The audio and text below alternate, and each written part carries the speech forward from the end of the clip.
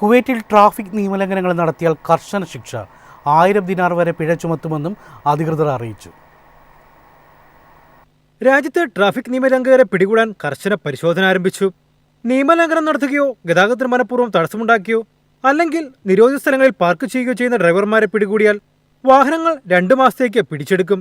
ഈ കുറ്റങ്ങൾക്ക് നിയമലംഘനത്തിന്റെ ഗൗരവമനുസരിച്ച് 15 മുതൽ 20 കുവൈറ്റ് ദിനാർ വരെ പിഴ ഈടാക്കാനും സാധ്യതയുണ്ട്. ഡ്രൈവർമാർ ലൈൻ മാർക്കറ്റുകളും ട്രാഫിക് ചിഹ്നങ്ങളും അനുസരിക്കാൻ അധികൃതർ ആവശ്യപ്പെട്ടു.